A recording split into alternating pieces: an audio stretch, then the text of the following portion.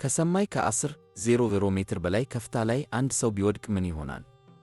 ምናልባት መልሱን ማሰብ እንኳን አስፈሪ ሊሆን ይችላል። ግን ዛሬ የምነግራችሁ ታሪክ ከማንኛውም ልብ ወለድ የበለጠ እንግዳ ነው። አንዲት ወጣት ሴት አውሮፕላን በአየር ላይ የተፈጠረ አደጋ እና ከዚያ አንድ ሰው ብቻ በሕይወት ተገኘ። ግን ታሪኩ እዚህ ላይ አያበቃም፣ ምክንያቱም ያቺ ሴት ከዚያ በኋላ ብቻ መኖር አልቻለችም፣ የዓለም መዝገብ ታሪክ ሆነች። ሰላም፣ እንዴት ናችሁ ውድ ቤተሰቦቻችን፣ ውድ ተመልካቾቻችን? ዛሬ የምንወስዳችሁ ከ5 ወይም ከ10 ዓመታት በፊት ብቻ ሳይሆን ከግማሽ ምዕተ ዓመት በላይ ወደ ኋላ ነው፣ ወደ 1972 ዓመት። የዛሬው ታሪክ የሚያስደንቀው አንድ ቁጥር አለው፣ 10,160 ሜትር። ይህ ቁጥር በታሪክ ውስጥ ከታወቀው ከፍተኛ የአየር ላይ ውድቀት እና ሕይወት መትረፍ ጋር የተያያዘ ነው እና የዚህ ታሪክ ዋና ሰው ቬስና ሎቪች ባል 1972 ነው። ዓለም በፖለቲካ በቴክኖሎጂ እና በቀዝቃዛው ጦርነት ዘመን ውስጥ ነበረች። በዚያን ጊዜ ቬስና ደሎቪች 23 ዓመቷ ነበር። በጃት የጃስዋይግ ኤርላይንስ የበረራ አስተናጋጅ ሆና ትሠራ ነበር። በዚያ ዕለት ግን ለምትሠራው በረራ መጀመሪያ የታሰበችው እሷ አልነበረችም። በአየር መንገዱ የተፈጠረ የስም መጠራጠር ምክንያት ቬስና በፍላይት 360 ላይ እንድትሠራ ተመደበች። ይህ ትንሽ የሚመስል የሥራ ለውጥ በሕይወቷ ታሪክ ውስጥ የማይረሳ ቀን ሊሆን ነበር። ጃት ፍላይት 367 ከስታክሆልም ወደ ፖድሬድ ይጓዝ ነበር። በመንገዱ ላይ በቼኮስሎቫኪያ ላይ ማለፍ ነበረበት። በመጀመሪያ ሁሉም ነገር መደበኛ ነበር። ተሳፋሪዎች በመቀመጫቸው ተቀምጠዋል፣ የበረራ ሠራተኞችም የዕለቱን ሥራ ይሠሩ ነበር። ቬስናም ምናልባት ይህ ቀን ከሌሎች የሥራ ቀናት ምንም እንደማይለይ አስባ ነበር። ግን በረራው ከተነሳ 46 ደቂቃዎች ሁሉም ነገር ተቀየረ። በፍላይት 367 ላይ ከባድ ክስተት ተፈጠረ። የአውሮፕላኑ አካል ተሰባበረ። በአየር ላይ የተፈጠረው ይህ አደጋ በጣም ከባድ ነበር። በዚያ በረራ ላይ ከነበሩት ሰዎች መካከል ቬስና ብቻ በሕይወት ተገኘች። ይህን ስትሰሙ አንድ ጥያቄ በተፈጥሮ ይመጣል። እንዴት አንዲት ሰው በእንዲህ ያለ አደጋ ብቻዋን ልትተርፍ ቻለች? መልሱ አንድ ነገር ብቻ አይደለም። የአውሮፕላኑ ክፍል፣ የመቀመጫዋ ሁኔታ፣ የአደጋው መንገድ እና የተወሰኑ የተፈጥሮ ሁኔታዎች ተደምረው ያልተጠበቀ ውጤት ፈጠሩ። እዚህ ላይ ታሪኩ ወደ ሌላ ደረጃ ይገባል። በጊነስ ወርልድ ሬኮርድስ መሠረት ቬስና ከ10,160 ሜትር ከፍታ ውድቀት ተርፋለች። 10,160 ሜትር፣ ይህ ከባህር ወለል በላይ እጅግ ከፍ ያለ ርቀት ነው እና ይህ ቁጥር ዛሬም በጊነስ ወርልድ ሬኮርድስ የኪ ሄዲያስት ፋዎ ሰር ዴቪድ ዋይድፋውድ የፓራሼድ መዝገብ ጋር ይያያዛል። ነገር ግን እዚህ ላይ አንድ ጠቃሚ ነገር አለ። ይህን ታሪክ ስንነግር እንደ ቀላል ከሰማይ ወደቀች እና ተነሳች ብሎ መናገር ትክክል አይሆንም። ቬስና በጣም ከባድ ጉዳቶችን አጋጥሟት ነበር። በአደጋው ምክንያት ራሷ፣ እግሮቿ፣ አከርካሪዋ እና የሰውነቷ ሌሎች ክፍሎች ከባድ ጉዳት ደርሶባቸዋል። ነገር ግን ሕይወቷ አልተቋረጠም።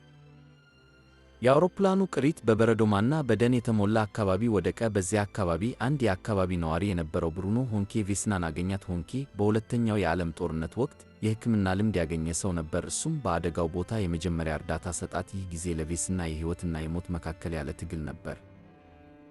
ቬስና ወደ ሆስፒታል ተወሰደች። ከአደጋው በኋላ በኮማ ውስጥ ቆየች። ጊነስ ወርልድ ሬኮርድስ እንደሚያስቀምጠው 27 ቀናት በኮማ ከቆየች በኋላ በሆስፒታል ረጅም ጊዜ ቆየች። ጉዳቶቿ ብዙ ነበሩ፣ ነገር ግን ሐኪሞች እየተንከባከቧት ቀጠሉ እና ቀስ በቀስ ለውጥ መታየት ጀመረ።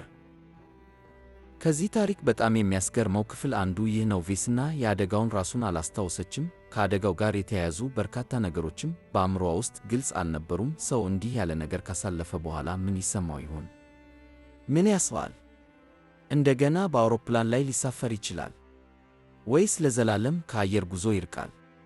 የቬስና ታሪክ ግን ከሌሎች ብዙ የሚለይ ነበር። ከባድ ጉዳቶች ቢደርሱባትም ቬስና እንደገና መራመድ ቻለች። ጊነስ እንደሚገልጸው ከ10 ወራት በኋላ እንደገና መራመድ ቻለች። ምንም እንኳን በአከርካሪዋ ላይ በቀረው ጉዳት ምክንያት ቋሚ የእግር መጎተት ቢኖራት፣ ይህ የሕክምና ሂደት ብቻ አልነበረም፣ የትዕግሥት ታሪክ ነበር፣ የመመለስ ታሪክ ነበር እና የሰው ልጅ ምን ያህል ሊቋቋም እንደሚችል የሚያስታውስ ታሪክ ነበር። ከዚያ በኋላ የቬስና ታሪክ ከአንድ ሰው የሕይወት ታሪክ በላይ ሆነ።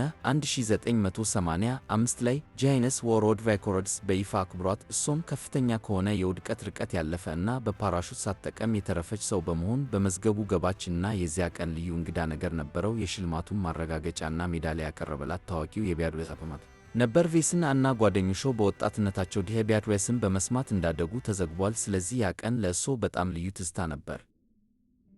ግን ታሪኩ ላይ አንድ ጥያቄ አሁንም አለ። ቬስና እንዴት ተረፈች? የእሷን ሕይወት ያዳነው ምን ነበር? በእርግጥ አንድ ትክክለኛ ምላሽ የለውም። በእርግጥ በርካታ ሁኔታዎች ተደምረው የተለየ ውጤት ፈጠሩ። የአውሮፕላኑ ክፍል ከተለየበት መንገድ፣ የተያዘችበት ቦታ፣ የወደቀበት የደን አካባቢ፣ የበረዶ ሁኔታ እና በአካባቢው በፍጥነት የደረሰው እርዳታ። እነዚህ ሁሉ በአንድ ላይ ሲታዩ የተለየ ውጤት ፈጠሩ።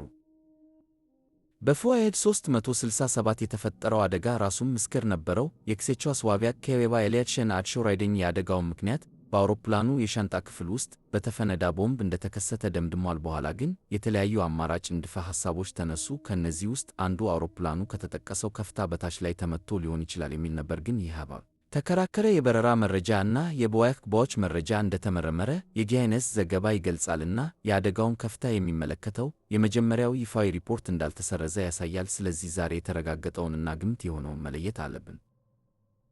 ቬስና ከአደጋው በኋላ ሕይወቷን ቀጠለች። ወደ ሥራዋም በቀጥታ ወደ በረራ ከመመለስ ይልቅ በጄት ውስጥ በዴስክ ሥራ ቀጠለች። እሷ ግን በሕዝብ ዘንድ ታዋቂ ሆና ነበር። ሰዎች ታሪኳን ሰሙ። የእሷ ስም ከኪ የማይቻል የሚመስለውን መትረፍ ከጋር ተያያዘ። ግን ለእሷ ይህ የዓለም መዝገብ ብቻ አልነበረም። ከአደጋው በኋላ የሕይወቷ ቀሪ ዘመን የራሷን መንገድ መምረጥ ነበር።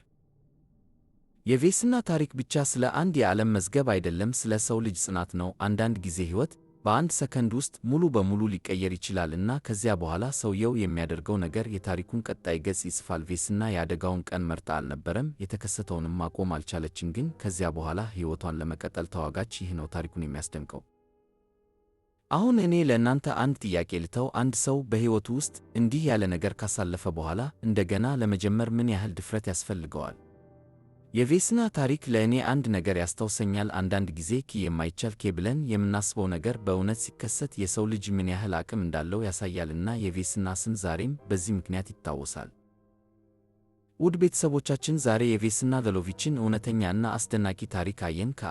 ከ160 ሜትር ከፍታ የመጣው ይህ አስደናቂ ታሪክ ዛሬም በዓለም መዝገብ ውስጥ ይታወሳል። ታሪኩ ካስደነቃችሁ ቪዲዮውን ላይክ ማድረግ አትርሱ። ቻናሉን ሰብስክራይብ ያድርጉ፣ የኖቲፊኬሽን ምልክቱንም አብሩ። ይህን ታሪክ ለእናንተ የሚያስደንቁ እውነተኛ ታሪኮችን ለሚወዱ ጓደኞቻችሁም አጋሩ። እኛም በሚቀጥለው ቪዲዮ ሌላ ሰው ልብ ሊያምን የሚከብደውን ግን በእውነት የተከሰተ እንመጣለን። እስከዚያው ሰላም ቆዩ።